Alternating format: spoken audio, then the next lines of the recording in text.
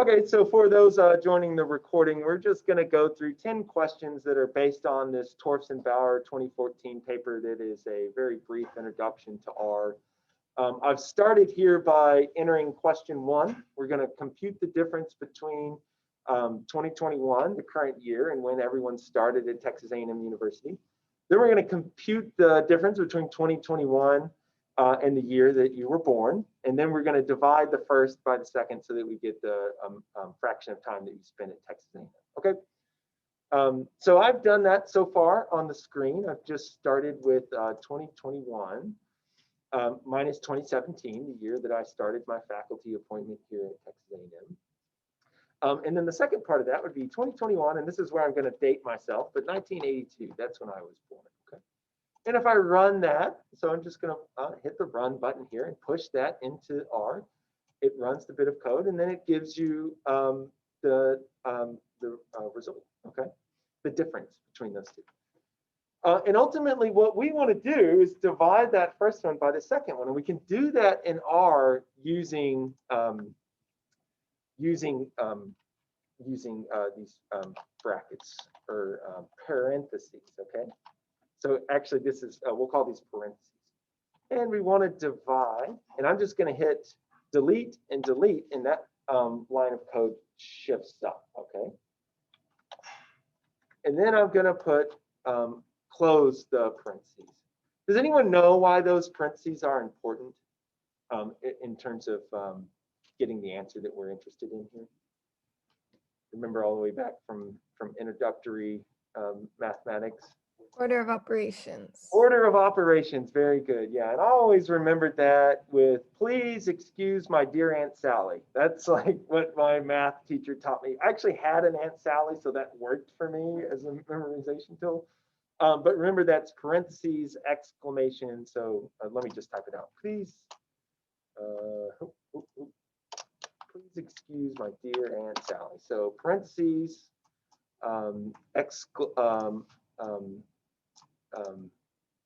exponents, right? Multiply, divide, add, subtract. Okay, everyone cool with the order of operations?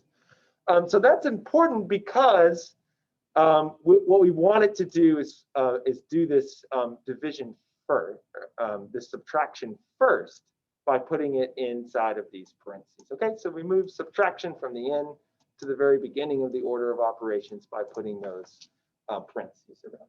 Okay. All right, so I'm just going to delete that. So then if you run it this way, you should get an answer, and it should be a proportion. Remember, proportions are related to percentages by just multiplying by 100, right? So we have so far the proportion of my life that I've spent at Texas A&M. But if we wanted to multiply that by 100 on a single line of code, what will we need to do?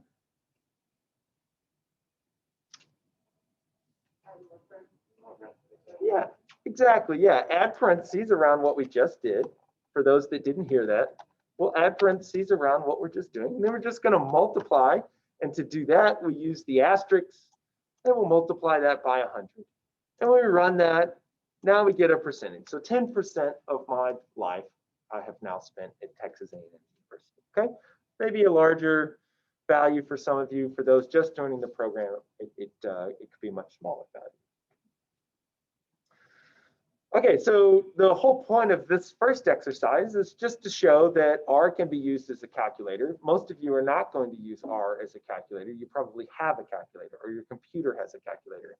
But the other half of that exercise was kind of learning the benefits and the methodologies for putting brackets around different operations. Okay. Everyone good with the first one so far? Anyone want to claim that they have the highest number? Anyone have a number higher than 10.2%? 21.7. 21.7. So you did your undergrad here and you stayed on to do grad work. 21.7 is the record here in the class. Anyone on Zoom have a higher number? 25.8, but there was a lapse between undergrad and starting graduate school. So. Okay, 25% of your life, but you split that up. You took a reprieve from A&M, and then you were a glutton for punishment, so you came back. Yeah. Just teasing, of course. I love A&M. I'm contractually obligated to say that as an employee of the university. Okay, anyone 18%? Very good. Okay, so we've got some that are higher than mine. Is there anyone that needs some one-on-one on that? Need to do a breakout room or anything? I know for some of you that have coded before, this is pretty basic stuff, but we're going to build up to more complexity. Okay, everyone's good? Cool. Okay, well, let's move on to question 2 then. So I just hit enter, and my clicker is still down here in the console. So I'm going to go back up here and click on this pane where we're editing all of this. And I'm just going to skip a line for my own organization, and I'm going to call it question 2. Okay. And here we're just going to repeat the above, but this time name each of the objects, okay?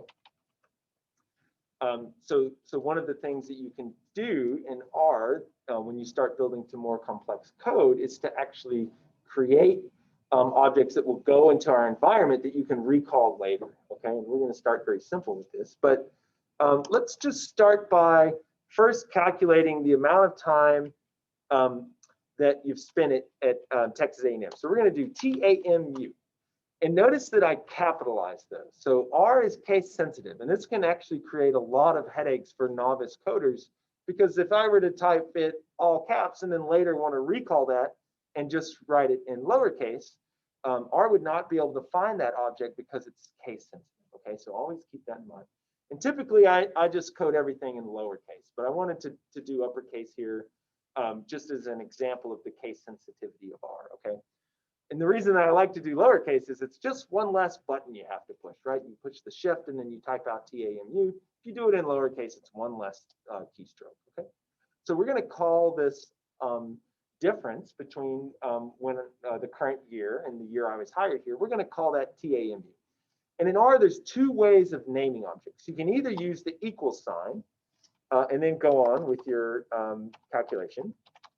Or an alternative, and I'm just going to go to the next line and show you the alternative, is to use this left arrow. That's the less than symbol and then the dash. And then we can go 20, 21 minus 20. Okay. And so when you're reading code, maybe you're working on a project and when you want to use code that has been put in the appendices of a paper, and you're reading that code and interpreting it, you may see either of these. You might see this equal sign, you might see this left arrow.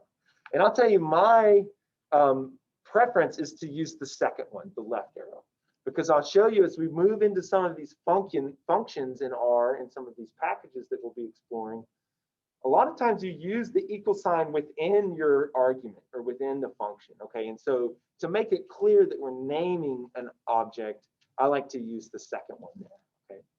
And notice if we run it here, either one of those, I'll run the second one. The second time that I create something called TAMU, it's going to overwrite the first one, okay? These give the identical information, but if we had changed something here, it would have overwritten this first one, okay? And if we wanted to keep those as 2 different things, we need to change the name slightly, okay? So overwriting can be a pro and a con. It's kind of a double-edged sword. You can reduce the amount of code that you have to do by overriding objects, but you also have to keep in mind that anytime you overwrite something, you got to run that whole line of code, okay? So we'll explore more on overriding later. The main point of this is I'm just going to delete this current line 10. I would suggest that you use the left arrow, okay? And so notice then that in this upper right pane in our environment, we now have an object called TAMU, and it's just the numerical value 4. Okay. So then we might create another one, and we'll stick with the capitalization for the moment, and we can call that age. And there would just be the difference between 2021 and the year that I was born. Now, because we're doing the current year minus the year that you were born, you're always going to get a positive value. But if you were to do it with 1982 minus 2021, I'm just going to call this age 2. so that we don't overwrite the original one. Notice H2 is a negative value. This makes sense because 1982 minus 2021 was going to give you a negative value because this value is smaller than this value. But if we were only interested in the absolute value, in R, there's a function called ABS, where I can put ABS and then parentheses around what I want the absolute value of. And if I run that, notice that H2 is now the absolute value, or the positive integer, the positive version of the difference between those two, okay? So I know when you're first getting to know R, it seems like there's an endless sea of functions out there. How will I ever learn those things? And the answer is just through practice. The more time you spend with R, the more you'll pick up on these things, okay? So if there were some reason to always have the chronological order there, but we were only interested in the absolute value, we could use that ABS function, okay? And that's a built-in function. If you're curious about those functions, what you can do, I'm just going to hit enter, put question mark, and then ABS. And then I'm going to hit run. And what I want you to notice is that in this lower right, it went from whatever tab I had it on to the help. And then it has a description of math functions. It's a general set of functions that R has in the base package. So we didn't have to install this package. Later on in the semester, we'll get into more complex packages that we need to install from the CRAN. Remember, CRAN is an acronym for the Comprehensive R Archiving Network. That's where we'll be downloading a lot of the packages that we use. But there are some base packages that come already installed, including this base package and the stats package. And remember, you can click on the packages in the lower right pane here. And if it's running in a timely manner, the packages that you have downloaded will come up. And if they're ticked, then they've already been, or they're checked there, then they've already been located. Okay, and you can scroll through those and see that most of these packages that I've downloaded install R. I installed before class today, trying to update the version. I wasn't able to do that because I'm not an administrator on this computer.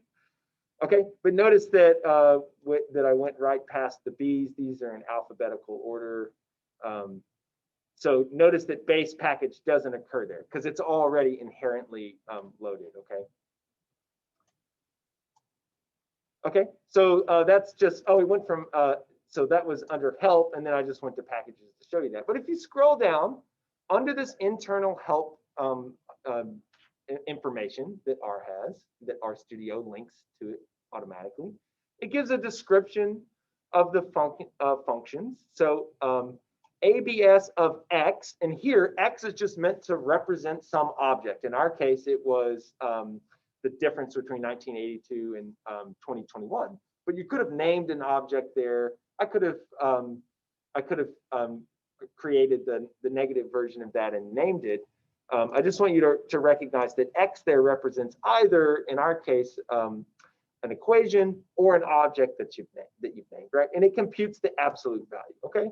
Then it goes through and it gives you some usage, which would be examples of how to use those. And another one is square root.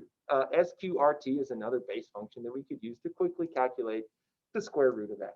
Okay. And it tells you what the arguments are. So anytime there's a function within the parentheses, we call those arguments. And a lot of students feel like they're arguing with R sometimes, and you're getting a lot of error messages. And so it's an appropriate use of the term argument in some cases, but arguments are nested within the function, okay? And so it's just telling you within those parentheses, what are the arguments? And here, it could be a numeric vector or a complex vector or an array of numbers. And we're going to talk about what those represent today, okay? Then it gives you some details about how it does that. And then it gives you some references for what the absolute value represents, some related functions. And then it gives you at the very bottom, and this is very powerful when you're learning new packages, it gives you examples of how to use the function, okay? So we'll spend a lot of time as we explore new packages in this help function or this help feature in this help pane that's in the lower left there, okay? Everyone doing okay so far? Okay, so we've created this object called TAMU, and we created two items that give us the same value, one age and one age 2. So then what we can do is just calculate TAMU divided by age, okay? And that'll give us the proportion. And if we want to get a percent from that, we just use the parentheses as we were doing earlier and multiply by 100, okay? We should get the value there, 10.2%. Okay. Everyone okay with naming objects and then realizing that they go into your environment? This is something that'll become kind of old hat once you spend a lot of time in R. Okay. As we go, if you need, if anyone wants to take some one-on-one or you have a question, just holler. It's going to become a little bit more complex with this next question. Okay, we'll move on to the next one if everyone's all right. Okay, so we'll do hashtag. We can do question 3, and here we're going to create a scalar. We're going to create a vector. We're going to create a matrix. We're going to create a data frame, and we're going to create a list. Okay. And I'll let everyone type that in and I'll address this chat question. I noticed that you cannot reverse search for something like absolute value. I typed in absolute value into the search bar and it returned no results found. Is there a way to reverse search? So Lindsay, did you type that? Which search bar did you type that into? Did you go under the help pane and then type in right here? Is that where you did that? Yeah, that's what I did. I typed where the magnifying glass is at, and it said that there were no results found. So I'll just move this. So you typed in absolute value here and then hit enter or search. Yeah, so what it's doing is searching for functions there. If you typed in ABS, it should return. It'll return that function, but because there's not a function called absolute value, it won't return that, okay, because it's searching for functions. And you know, Lindsay, most of the time, this is where our users will jump to the internet and use the available huge community of R users that are out there. Stack Overflow is a place that you might go, and you can just type in calculate absolute value in R, and usually one of the first hits that you'll find is the ABS function. Yeah, good, excellent point. Thank you for pointing that out. So when you're searching in help, you kind of need to know the function that you're looking for in order for the internal search and help features to be really useful for you. Okay, everyone all right? All right, well, then let's go into question 3, and let's think about the difference between, let me go back up here to the window. I'm just going to hit enter. Let's think about the difference between these things that we've put on the screen here. Okay, so a scalar,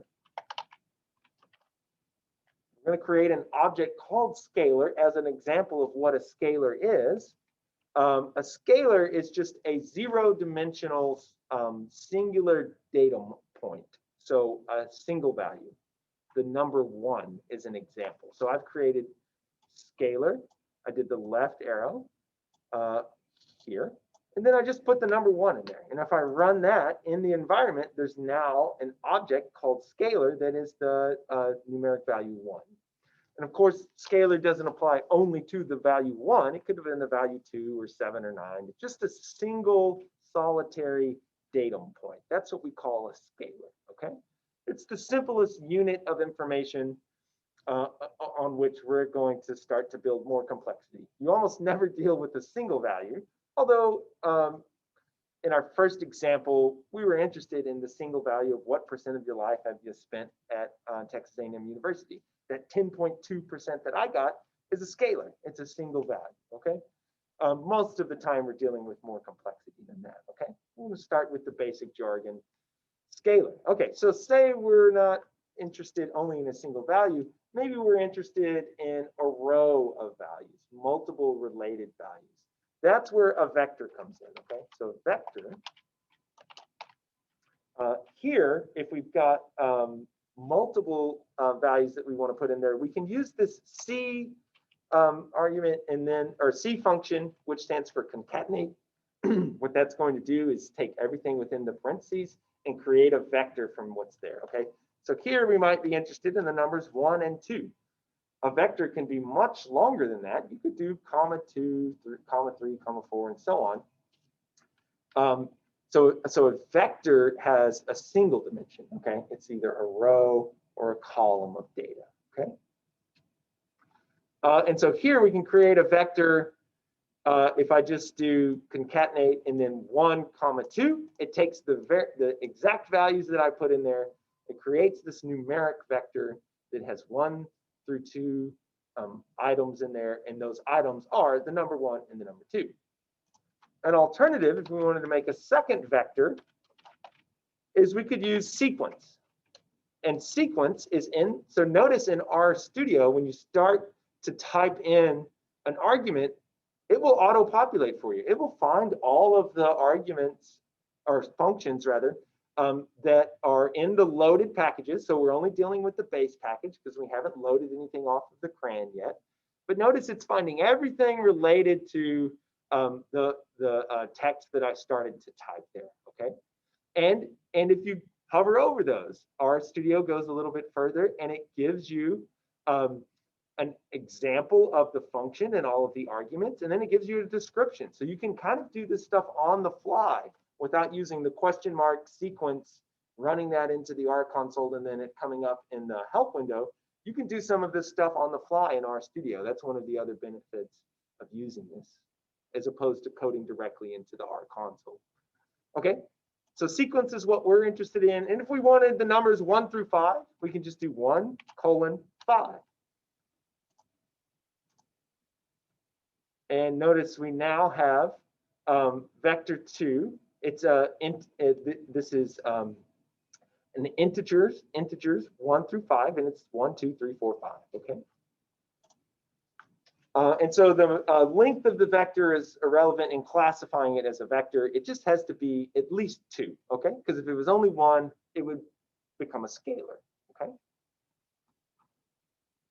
So we're still thinking one-dimensional though. So say we collected data on the height of every person in this class. We could create a vector of all of those, and then we can create a histogram, which I'll show you how to do today. And we could think about the distribution of heights of individuals that are enrolled in this class. All of that would be based on a single vector of information, okay? Okay, so a vector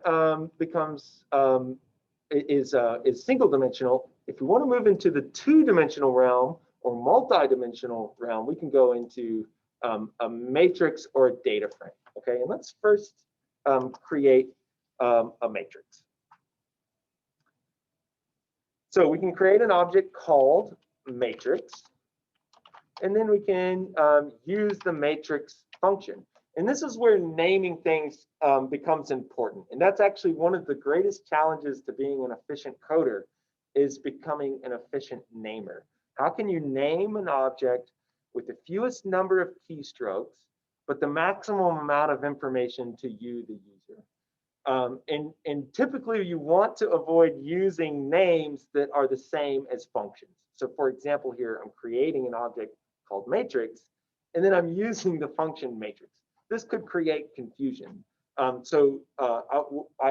purposely did that in this example because you might want to call that maybe just M. Maybe you'll know that M means matrix, and so you wouldn't need the rest of that word. You could just call it M. It would be fewer keystrokes, and it might be informative to you. And if it's not, you can always annotate the code. We could say annotation, create a matrix named M.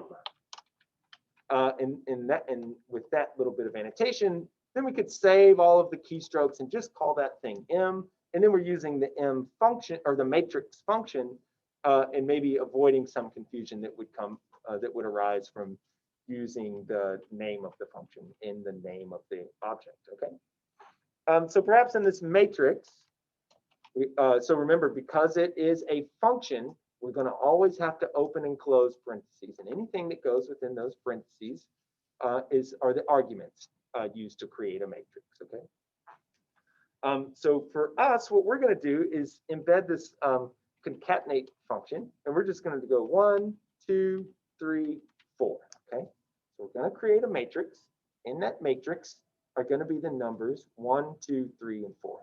I could have easily used sequence 1:4 there, okay, in place of the concatenate. This is the other thing that you'll learn over time spent in R. You become a more efficient coder as you start to pick up some of these internal functions that are there for your use, okay? But for now, we'll go ahead and spell out the 1, 2, 3, and 4 in there. And the other thing in the matrix function is we need to specify the number of either rows or columns. So we can do in row in this case, or we could specify, so remember rows go horizontally, columns go vertically. We could specify either the number of rows or the number of columns, and in a matrix, because they're symmetrical, we would get the same result. Okay, so I'm going to use in row. In is just short for the word number, and then row is the number of rows. You could do in col, C-O-L, in place of that, okay? It equal to 2, all right? And then notice that one of the nice things, if I were to accidentally hit a second close there, so we're opening here, we're opening here, we're closing here, we're closing here, but then there's another close there. If I run that, notice I get an error. Unexpected, and it tells you the character, close of parentheses, in the code that we just ran, okay? So deciphering these error codes is another area that I think you get better at over time, and early R users are just really frustrated when an error code. And red, by the way, is a color that we tend to associate with anger. So it's kind of appropriate that they put red text there. But this one is actually kind of easy to interpret. It's telling us the character that it wasn't expecting to see. And it's because we never had an open. So if I do away with that and run it, it runs just fine, okay? And if I had done the same, if I had accidentally put 2 of the opens on there and I run that, it now becomes a little bit more challenging to interpret that error code, because it's going along and saying, okay, open, okay, open, okay, opening again here, but then it's not expecting to see that comma there without the closed parentheses. So now it's saying that the comma is unexpected. And this is where the error code interpretation requires a little bit of practice, because you might go down the road of thinking that this comma is the issue, when in fact it's just that we accidentally put too many parentheses there. Okay, it's looking for another argument within the open parentheses that we never closed. Okay. So the take-home message is, when you get an error, you may be able to go back and immediately interpret the code on your own. If it's not immediately clear to you, then I would go in and start to try and understand the error code there. Okay, but they can be misleading depending on where that error arises. Everyone doing okay? So now we've created in our environment this object called M that is numeric, and it's telling us with brackets now. There's open square bracket, closed square bracket, everything, and then there's a comma in the middle. And one of the things that you just have to memorize in R is that anytime you see those brackets, we call that indexing. And anything that occurs before the comma are the rows. Everything that occurs after the comma are the columns, okay? And so it's telling us that we have 1 through 2 rows and 1 through 2 columns. And within that matrix, we have the numbers 1, 2, 3, and 4.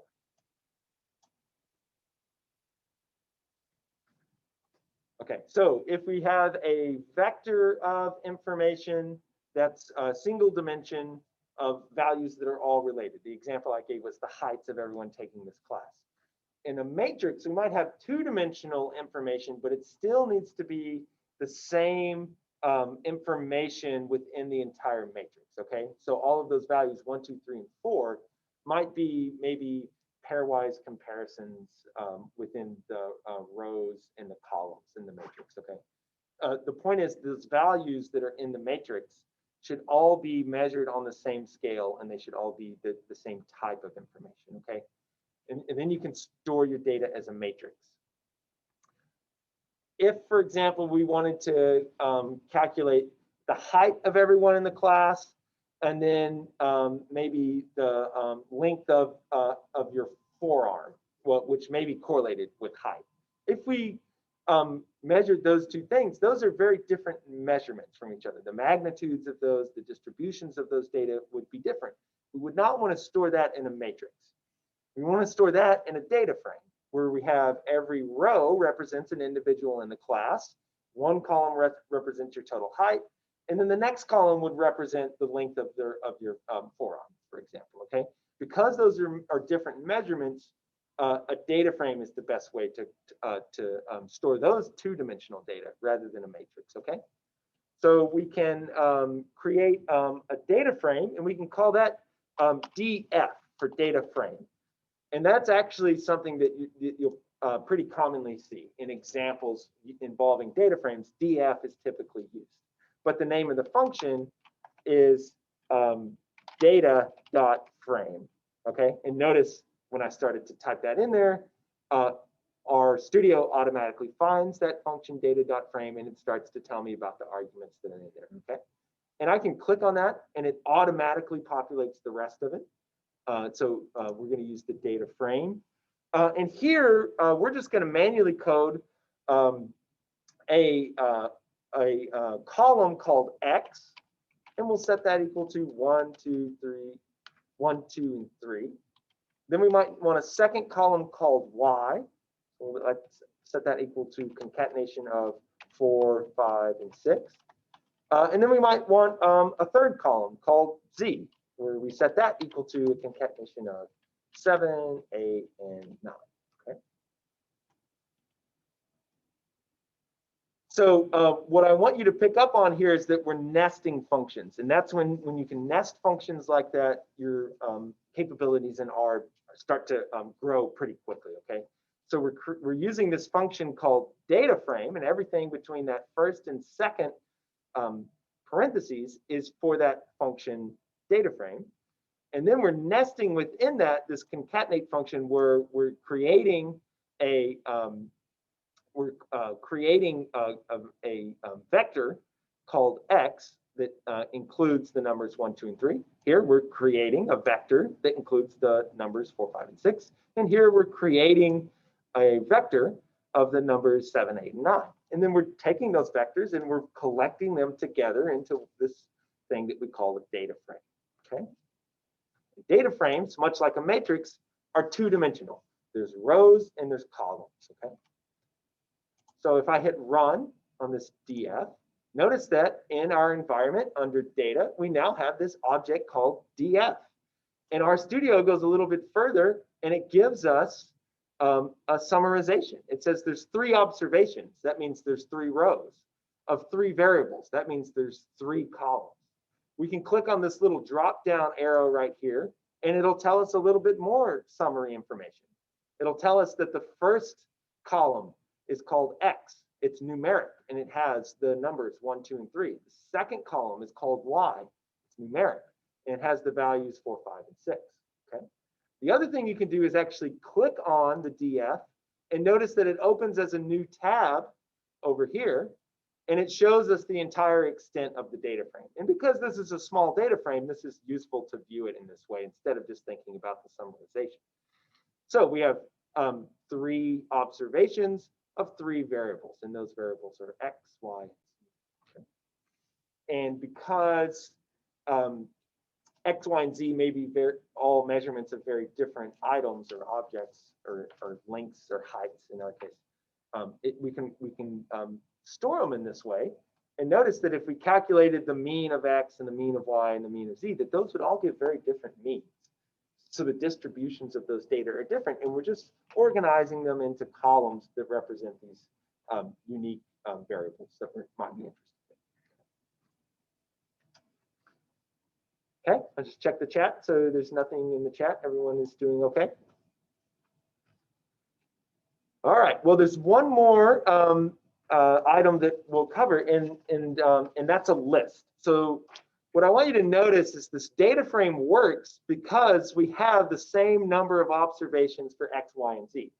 Sometimes you may have more than one observation or a larger number of observations for X or Y or Z, or they all may have different numbers of observations. And there's two ways that you can handle that. You could create a data frame and put NA in place of those missing observations for the variables that have fewer observations. And we'll go through that today, how to create NA. Or you could create a list, where in a list would create individual vectors. It would store those together like a data frame, but the number of observations for each of those variables could differ within that list. Okay, so a matrix and a data frame is kind of this assumed equal number of observations for each of the variables, and we can move into using a list and break away from that constraint of equal number of observations without having to put NAs in there. Okay. An example might be if we did like forearm length, you've got a left and a right, whereas your total height is just one measurement. So forearm length, there might actually be twice as many measurements in there. Okay. We might want to annotate that as left or right. Those could be their own columns, or we could just collapse them together into one column, but the number of observations would be twice as many. Okay. Okay, so notice I can go up to DF here and I can just click X and that goes away. And then I can go back over here to DF and bring it back up. One of the things that I've noticed is if you're overriding DF and you leave it open like that, where you're viewing it, it can create an error because it wants to overwrite something that's currently open. Okay, so I always just, when I'm done viewing it, I'm always sure to just close that thing. It doesn't go away forever. It's still in the environment. You can bring it back up, but it's kind of a good habit to just go ahead and close that. Okay. Okay, so then let's make a list. So we can just annotate and say, create a list called L, and I'm just going to do lowercase l, which looks a lot like a 1, but notice that that's an L and that's a 1. Okay, so in R, it actually uses the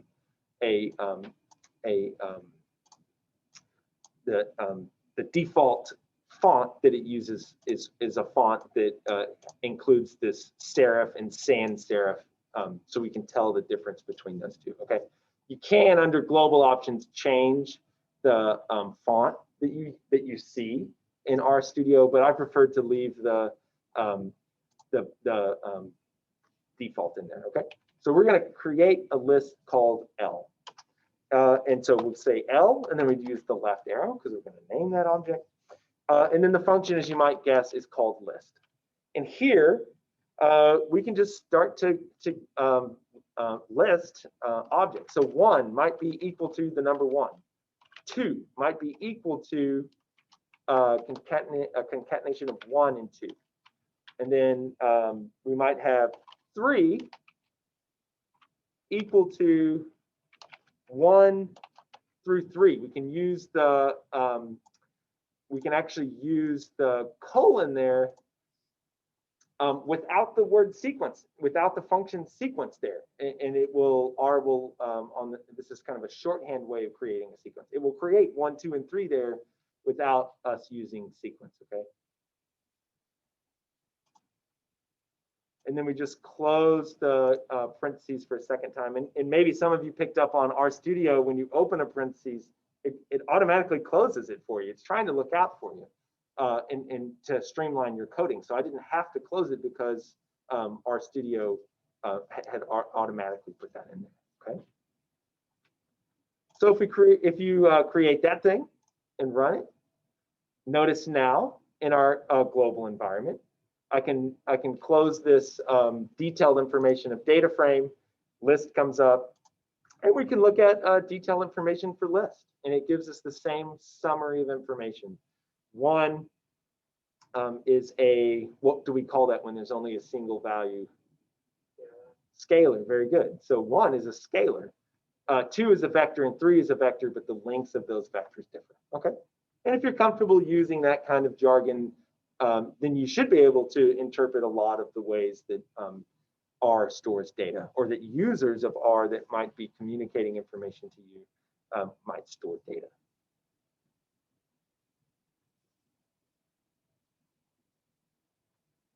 Okay, so there's your lexicon of R. It has increased a bit. So you know scalar, vector, matrix, data frame, and list. And we'll see these again as we move into these packages, and we want to run the functions that within these packages. And we go to the internal help section, and we go down to arguments. It might say X is a vector. So now you'll know what that means. It's a single dimensional row of numbers. Or it might say X is a data frame, in which case we'll know that it's a two-dimensional data frame. Or it might say that X is a list, and so you'll know that the input data needs to be formatted as a list. Okay. So we'll see these again. Just wanted to introduce them as a foundational concept today. Okay. So let's go on to question 4. And 4. We're going to say call only the Y column from the data frame DF that we just created. And this is a real short, this is a very short one, but if we've got this object called DF, in R, what you can use is the $sign to go in and actually consider individual columns that exist within that data frame. Okay, and this is really useful when you've got a single variable that you're interested in calculating, maybe the mean or the max, and you want to pull just a single vector from that data frame. You can use this $sign. Notice it has this little pink value that represents that's a data frame that's been created. It's two-dimensional, and the name of the columns that exist there. So I can click on Y, and it automatically populates it. And if I run that, notice now that it just gives me, it's a single row of information, a vector, and here it's the numbers 4, 5, and 6. Okay.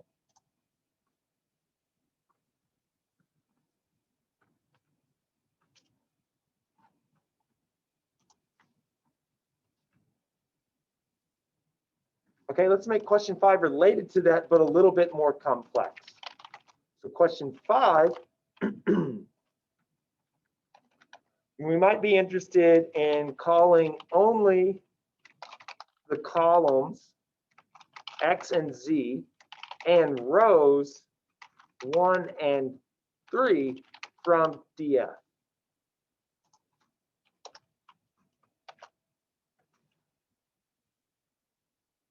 Okay, so this is the introduction to the idea of indexing, which you'll probably use quite a bit.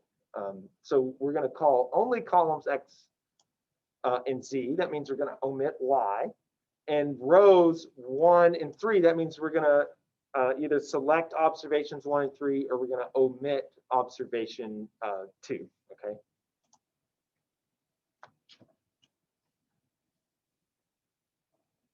And so the way that we do that is with these square brackets that I introduced earlier, with this indexing idea. So we're going to call this object DF, and then we're going to open the square brackets, and we're going to put a comma in there. And the little bit of information that you just have to memorize is anything before that comma is rows. Those are the observations that are going vertically. Anything after that comma are the variables or the columns that are going vertical. Okay. So if we're interested in columns X and Z, well, we can use concatenate, and we can call only 1, skip over 2, and grab 3. So we're going to get the first column, not the second column. Or sorry, these are rows. We're going to get the first row. We're going to skip over the second row, and we're going to grab the third row. Okay, and then we can do the same thing with the columns.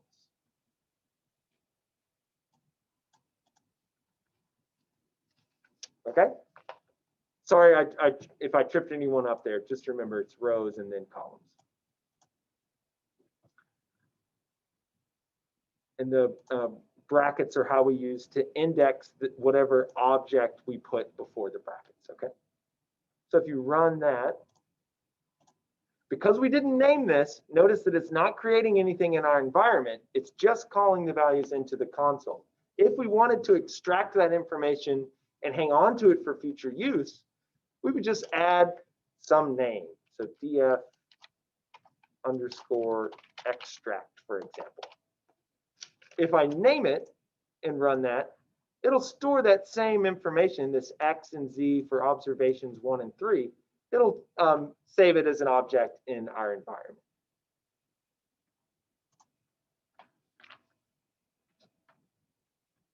Everyone okay with indexing? Okay, another way of doing that, and I'll call it df extract 2 so that we don't override it. We can do our data frame, and you can do the same indexing, and what you can do is just a negative sign in front of the 2 that will omit the second observation, and we can do a negative sign in front of the second column, and that'll give us the exact same thing as selecting these. And this is where, if you're wanting to omit a small amount of information, maybe you would use the negatives, or if you wanted to extract a small amount of information, maybe you would use this first approach. Okay, so if I run that, we get, if I pull this over, you can see we've got df extract and df extract 2, and those are exactly the same thing. It was just 2 different methods of getting to the same end result, okay? And that's one of the things about R that can be cumbersome at first. There's certainly wrong ways of doing things, but there's typically more than one correct way of doing things. And you know, as you spend more time in R, what I've noticed is you probably will start out with the more manual way of doing things so that you understand what you're doing. And then as you kind of build your confidence and competency in R, you might go to the more streamlined way of doing it that requires a little bit more understanding of what R is doing. Okay. So clearly the second is fewer keystrokes. And if you're spending a lot of time in R, keystrokes become kind of the currency, the cost of coding. But you know, the benefit of more keystrokes is maybe more a better comprehension of what you're doing. Okay, but this indexing of data frames, I think we use that on, in my lab, we use R for all of our data manipulations and data storage. And I think we use indexing on every paper that we publish. Every time we use R, we're indexing something. Okay, so there's only 10 of these questions. We're halfway through if anyone's feeling like this is dragging on. Is everyone doing okay? Okay, I know early on a little bit of R code goes a long ways, but as your tolerance for R grows, you know, you can spend more time on what my students and I sometimes call marathon coding. Like sometimes we'll just sit down and we'll bang out 500 lines of code if we're doing an analysis for a paper. And it feels like you've run a marathon afterwards. But you know, 500 lines of code, that might be the entirety of an analysis for a paper that we publish. And the number of lines of code, of course, depends on how you organize your code and how streamlined you are. 500 lines of code might sound like a lot, but if we're manually doing everything, we may not cover that much ground in 500 lines of code. Okay? And when I say lines of code, we're just tracking it in our untitled window up here in the upper left. Okay.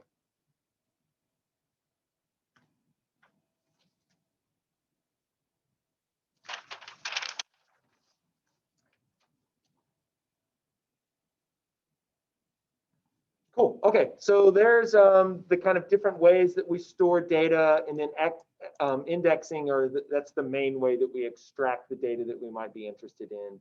from those data storage objects. Let's switch it up for question 6 a bit. And here, let's create a plot. Let's create a histogram. So I'm going to say question 6, create a histogram. And by the way, you may also see these called frequency histograms. Histogram for short.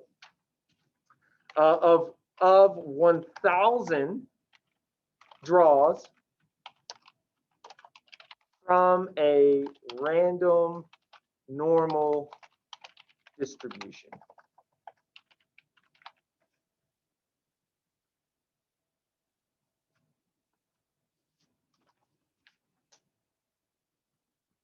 And so we're going to nest functions like we have started to do already. The function to create a histogram is hist, H-I-S-T. And then the function to create a random normal distribution is rnorm. Okay? And then we can, and then we can open and close. Okay, so we have our function rnorm nested within the function hist. Okay, so there's 2 things that we're doing in a single line of code. We could create the rnorm distribution, name that, and then call the hist function on whatever we named that object, or we could just do it like this in a single line. Okay. And the simplest implementation of a random normal distribution is to just give it the number of observations, in this case 1,000. So if we did question mark rnorm, we could look at all of the arguments that come with rnorm. There's some defaults.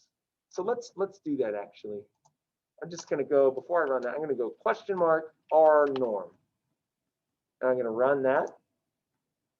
And then over here, and just for a moment, I'm going to click on this larger icon here that's going to expand the lower pane.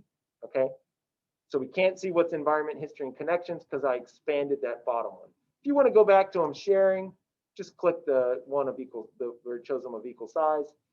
An alternative is I could minimize this window and this one will come maximum. Okay, so those are really handy if you're just wanting to get kind of a zoomed in view of what's in either of those panes.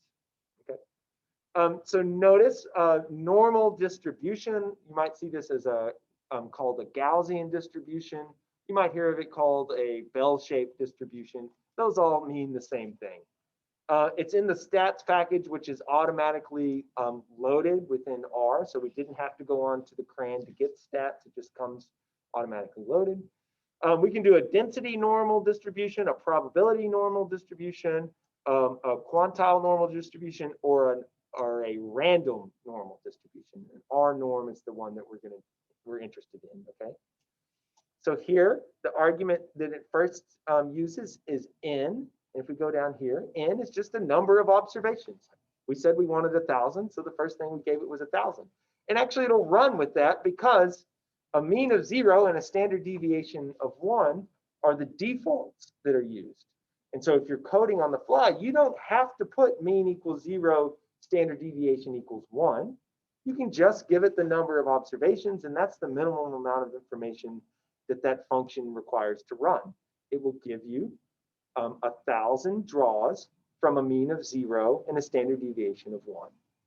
Okay, and because we nested that within hist, what it should do is create a histogram. So I'm going to hit run over here, and notice it went from the help, it automatically goes to plot, and you should see a plot there. It calls this a histogram of rnorm 1,000, everything that existed within that function. So if we had named that something, the title of it would be histogram of whatever we named that random normal distribution of 1,000. Okay. And for those, I know some of you are experienced with stats. Others are still kind of picking up on stats as you go.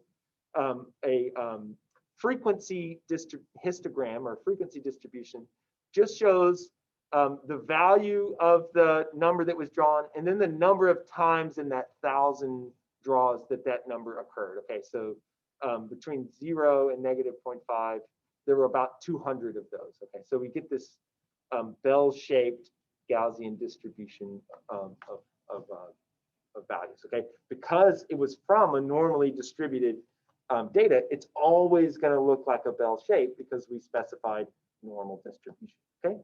And this is useful in hypothesis testing because you might have a distribution of observations with some known mean and standard deviation of data that you collected, and maybe you want to compare that to a normal distribution. So you can create a normal distribution.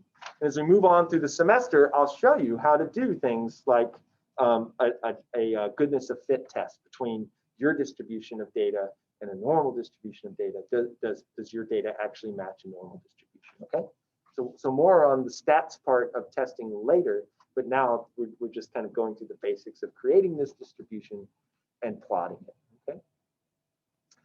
So one of the things, if you want to see that plot larger, you can change the size of the window like I was doing there. Sometimes that's enough.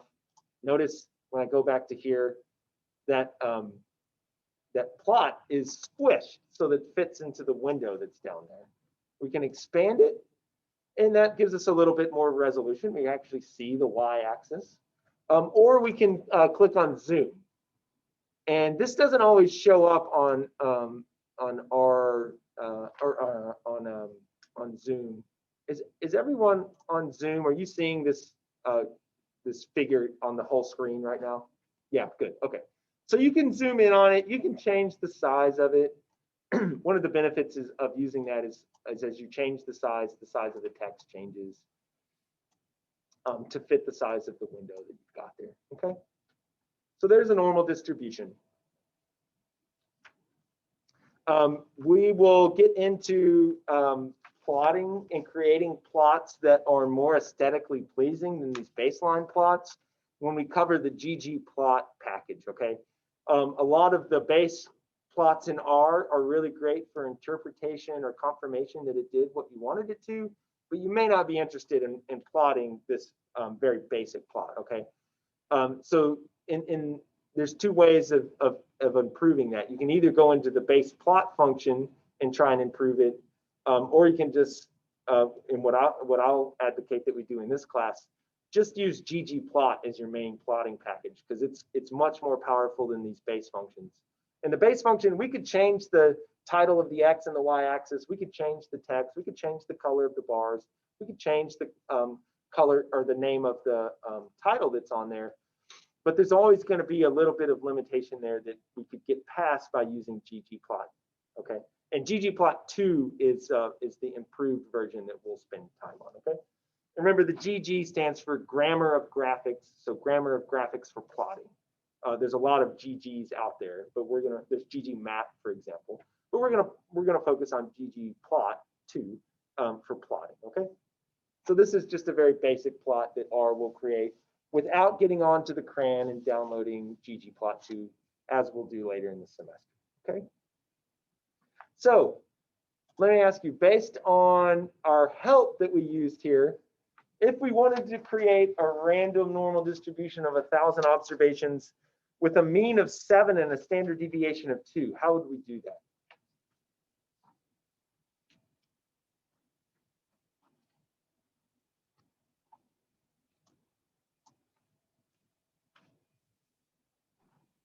Instead of just using our norm, you would specify the mean and standard deviation you want?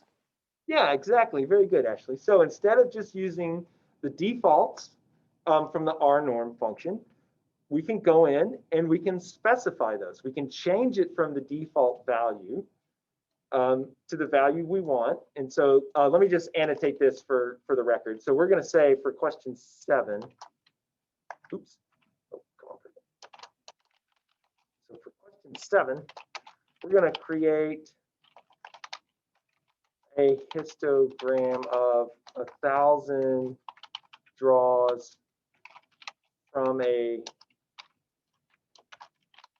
random normal distribution with a mean of 7 and standard deviation of 2. And just as Ashley suggested, we can do hist again. We can do R norm. You can type all of that out, or in RStudio, you can just go up there, right click on that and copy like you would any other text editing, and you can paste that down there. And then, and this is important, we want to change the arguments within our norm, within the nested function, not within hist, okay?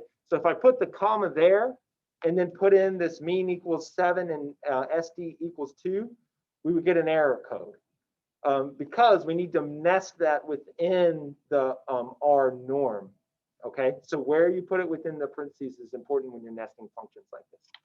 So then we can do mean, and of course, I misspelled it. If you misspell it like that, it's going to give you an error message, okay? And sometimes it's useful to purposely create those errors to kind of learn how to interpret the error messages.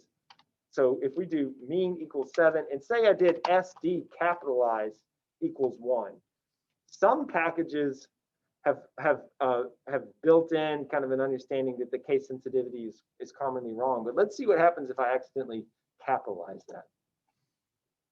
Notice we get an error message. It says unused argument, SD equals 1. So it was not able to create it because we have an argument in there inside that R norm function that R is not used to seeing. And it's because of the case sensitivity of R. So if I change that to SD lowercase and say I misspelled mean, if I run that, we get the same type of error message that we can interpret. And if we read that, we're like, oh, clearly that's not how you spell mean. I was just too quick in the typing there, and I got that wrong. Okay. So if you get everything correct, you don't get an error message. It runs just fine.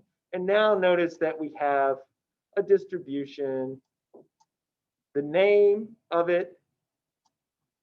Oh, by the way, that's another thing that you might see is an error that figure margins are too large. And usually what that means is the size of your plot window is too small. And in this case, the size of the zoomed in one is too small. But we can make that larger. Notice the name is still really long because it's everything that we had nested within that his function. But now look at that. The middle of our distribution, the mean is 7. And the base of that distribution is much wider numerically. The number of values is larger here because the, oh, I put standard deviation of 1. So take a note of this. So this notice ranges from 4 to 10. Let me change that to a standard deviation of 2 now. And notice when we zoom in on that, instead of ranging from 4 to 10, now it ranges from 0 to 12. Okay, so because the standard deviation or the amount of variation around that mean value is wider, the base of that distribution is now wider. Okay.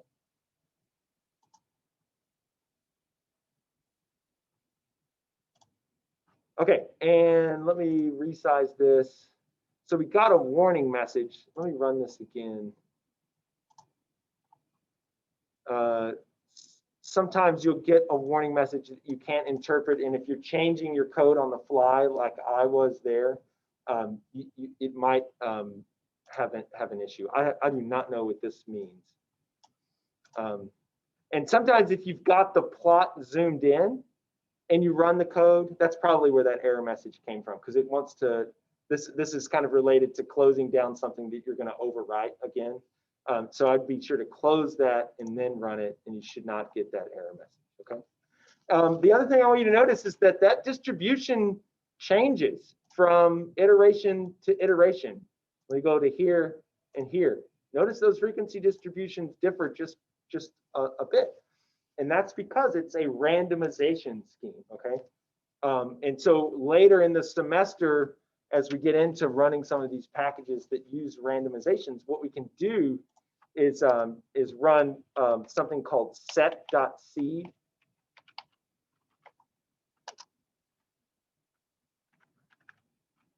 And if we put a number in there, in this case 25, I run that set seed, I run that distribution, then I run that set seed, and I run that distribution again. Well, it didn't work in that case.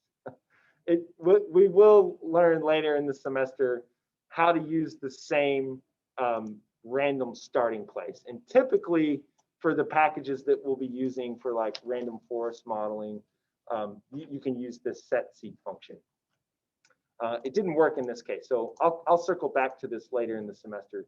But the idea is, if we wanted to repeat that, we would need to specify that random distribution starting at the same randomization every time. Okay, so I'll come back to that. I'm not sure why that didn't work.